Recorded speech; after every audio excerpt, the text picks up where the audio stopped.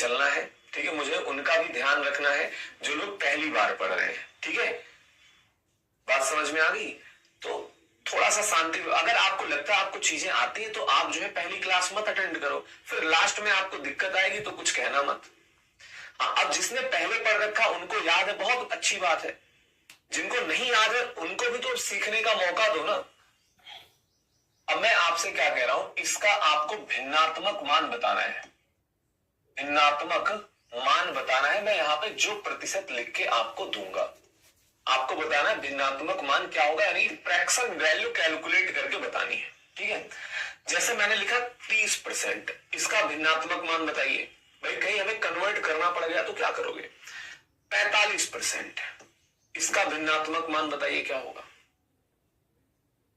मान लीजिए आ गया कहीं पे 26 सही 2/3%, इसका भिन्नात्मक मान बता दीजिए। बस इसी 3 पे प्रैक्टिस कर लो भाई, बहुत है इतना।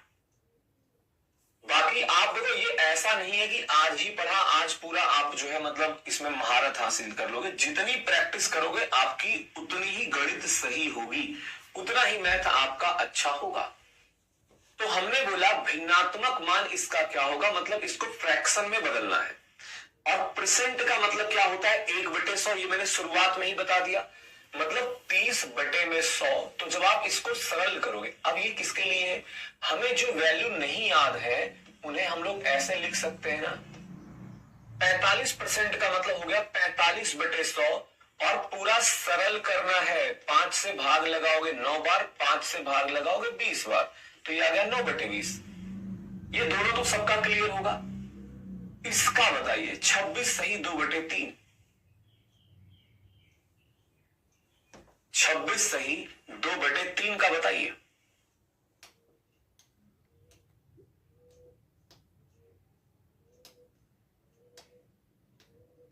अब देखो, क्योंकि पता आपने चीजें बहुत नहीं, मतलब बहुत क्या, कुछ लोग कुछ भी नहीं पढ़े हैं, ठीक है, तो उनको बहुत दिक्कत आएगी।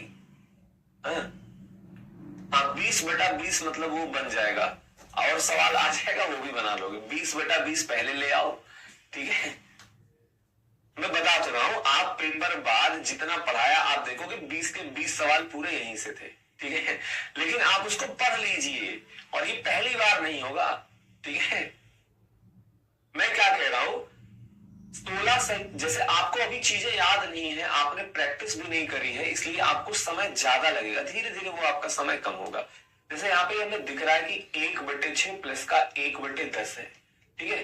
तो इस भिन्न को सॉल्व करेंगे, यहाँ पे 30 आएगा, तो 6×5 30, 30 यानी ये 8/30 आएगा, और 8/30 का मतलब ये 4/15 है, ठीक है। ये 4/15 है।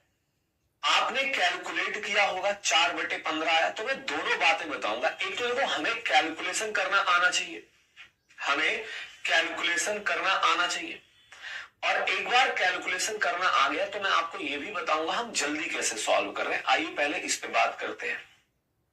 ये आपका मिश्रित भिन्न दिया गया, इसको सरल करोगे 26 × 3 कितना होता है? 78, 2 20, 78 2 80, सॉरी, तो 80/3%। इतनी बातें समझ में आती है। 80/3 तक आपने कर लिया। अब परसेंटेज का मतलब क्या है? 1/100, ये भी आपको समझा रखा हूं। परसेंटेज का मतलब क्या है? 1/100, आपने ये भी कर लिया। अब इसको सरल कर लो। 20 से डिवाइड किया 4 बार, 20 से डिवाइड किया 5 बार, तो 4/15 इसका भिन्नात्मक मान हो गया। अब इसमें से प्रतिशत हट गया, ठीक है। अब इसमें से प्रतिशत हट गया, तो कोई कठिन तो था नहीं ये करना, कोई कठिन तो था नहीं।